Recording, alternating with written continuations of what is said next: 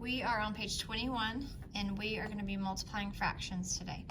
So last night we simplified fractions, all right, and that's going to help us on multiplying fractions. So when you are multiplying, let's say you're multiplying 2 times 3, all right, so this means when you were younger and you were first learning multiplication, this is 2 groups of 3. So you had 2 groups with 3 in it, okay? Two groups with 3 in each group. So 2 times 3 would be 6, or we would say 3 plus 3, and repeated addition would also be 6, because multiplication is just repeated addition. So because of the commutative property, 2 times 3 equals 6, well, if you say 3 times 2 equals 6, that is also true. So 3 groups of 2. So 3 groups of 2. You're going to hear us use that word of a lot, okay? When you are talking about multiplication, a lot of the time you'll hear that word of in word problems. So 3 groups of 2. So we have 3 groups with 2 in each group, and that still gives us a product of 6. So if you'll notice, when we multiply in the past, when you've multiplied whole numbers, you got a larger product. Your answer was larger. But now what happens is when we start multiplying fractions, it says 3/8 times 4/5. So really what's happening is you are taking 3/8 of 4/5. So basically you are taking a part, since fraction is a part of a whole, you're taking part of 4/5. So your answer is going to be less than 4/5 because you're taking part of 4/5. You're just taking part of it, and that is your answer. Okay, so you're always going to hear me say this: tops times tops and bottoms times bottoms. So we're going to multiply both numerators. Remember, that's the top number. Multiply both numerators and then both denominators. So you would say numerator times numerator, and then get your numerator, and denominator times denominator, and you would get your denominator number. All right, so here's an example. All right, we're going to show you the way without cross-canceling first. We're going to cross-cancel in a minute, okay? All right, so 3 times 4, so we're going to say tops times tops, straight across. 3 times 4 is 12. 8 times 5 is 40. All right, now notice, when your numerator and your denominator are both even, you know for sure that you can divide by 2, all right? But sometimes there's a larger factor that you can divide by to simplify. So I always look on my blue sheet, okay, and I'm looking for 12 and 40. And of course, our blue sheet only is a 12 by 12, so it doesn't have everything that we need, but 12, but I don't see 40. So let's look maybe on where else I see 12. I see 12, but I don't see a 40. Okay, I see 12 here, and I see a 40 right here. So what you can do is you can say, okay, 12 40ths, that is on the 4 column, the factor 4 column. So we can divide by 4. We can also put our fingers on 12 and 4 in the same column. They have to be in the same up and down column. And we can slide our fingers to the left, and it's going to give us our answer, okay? 3/10. So if we divide by, and we take our 12 40ths, okay, that we got here when we multiplied, and divide both the numerator and the denominator by 4, we're going to that's the way we simplified last night. So 12 divided by 4 is 3. 40 divided by 4 is 10. And you can also do that on their blue sheet, okay? A lot of fractions will be able to be simplified on your blue sheet. Okay, so let's do 5 times 3. So we're multiplying a fraction by a fraction. We're finding 5 halves. Now notice that's more than one whole, okay? If you have pizzas that are cut into halves and you have 5 pieces, that's, what, 2.5 pizzas. So we're going to find 2.5 groups of this. So our answer is going to be more than 3/7 because we're going to have more than one group of this. So we're going to say tops times tops, bottoms times bottoms, And notice we get an improper fraction. So on the video yesterday, you had a little bit of review. We don't leave an improper fraction as our answer. We always convert it to something simpler, something that our mind can that we can wrap our mind around, that makes more sense to us. So 15/14, since our top number is larger, our numerator is larger, this is called an improper fraction. So when Ms. Sanders last year taught you how to divide, okay, divide fractions, she talked about having a cowboy on a horse. Okay, this is the saddle. Here's the cowboy, here's the horse. So at the end of the day, which one goes in the house? Well, the cowboy does. So our numerator always goes here, okay, as under the house as your dividend. So 15 divided by 14. 15 divided by 14. So 14 goes into 15 one whole time. So see, we have one whole pizza. Let's see how many pieces we have left over. 1 times 14 is 14. So we have a remainder of 1. So instead of saying little r1 like we used to in 4th and 5th grade, we're going to say 1 whole and 1/14 left over. So 15/14 simplified, okay, using division, is 1 and 1/14. So sometimes you're going to have an answer that's more than 1 whole, and that's how you simplify it. All right, what happens when we take a fraction times a whole number? So this is 3/8 of 5, so our answer is going to be less than 5. Or if we flip it around, the commutative property allows us to, we can say 5 groups of 3/8. So 3/8 plus 3/8 plus 3/8 plus 3/8 plus 3/8, 5 times. So of course we know our answer is going to be more than 3/8. So let's change our whole number to a fraction. Say we have 3/8.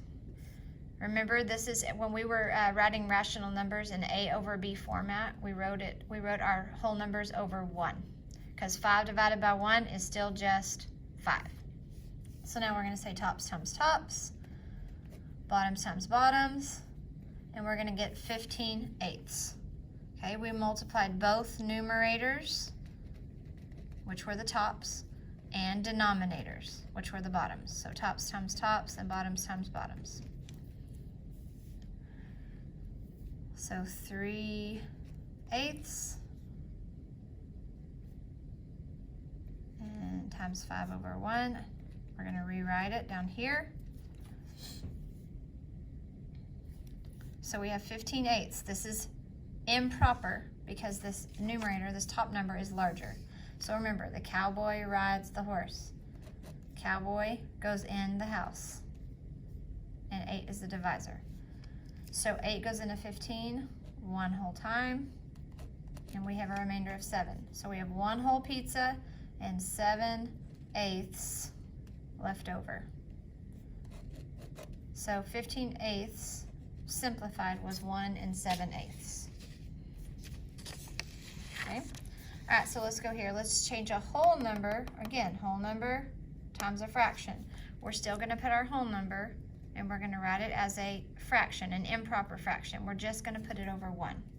And again, we're going to multiply our numerators times our numerators and our denominators times our denominators. Tops times tops, bottoms times bottoms. And remember, if I'm ever going too fast, you pause it, okay, and catch up. So we have 12 over 1 times 2/3. So we're taking 12 groups of 2/3. All right, so our answer for sure is going to be bigger than 2/3. But if we flipped this and said 2/3 group of 12, that means we're just taking part of a group of 12. Our answer is going to be less than 12.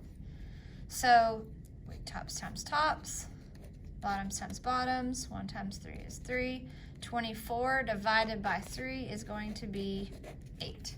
Okay, and we get a whole number.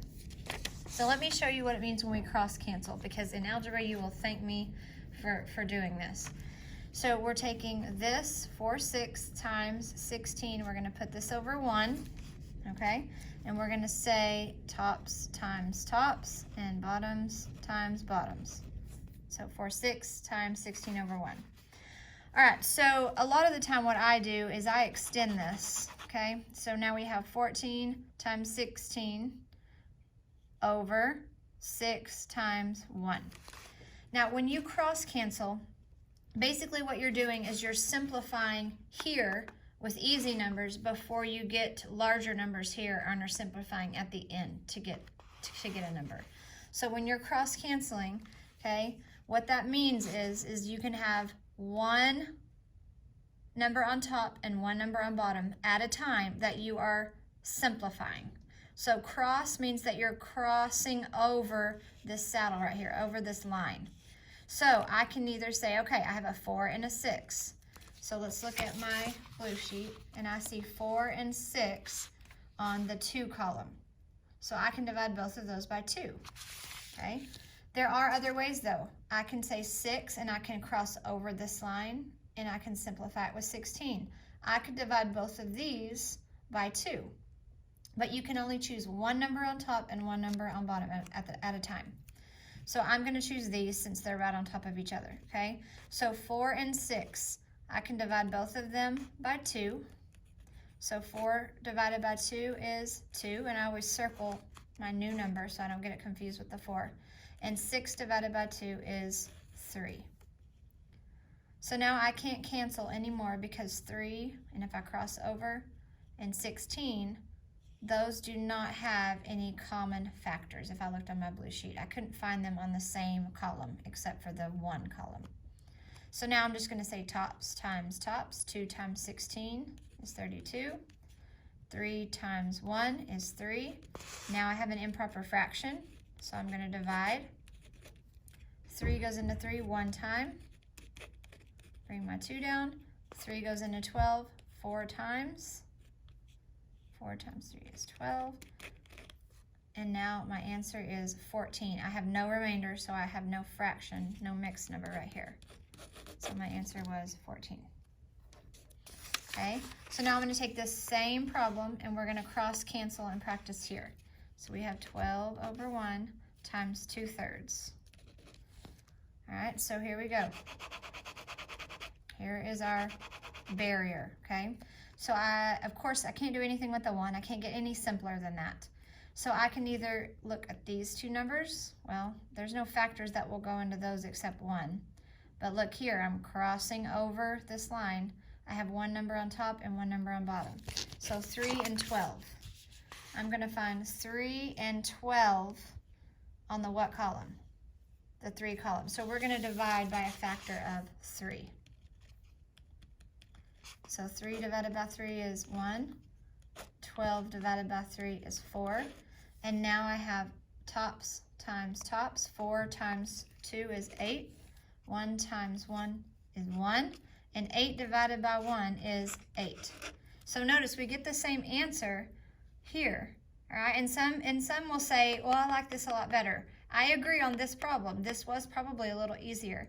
But when you get into algebra and you get into these really big numbers here, and especially when you multiply and get numbers that are in the hundreds here, it is a lot simpler to simplify or cross cancel here before you multiply to get your product.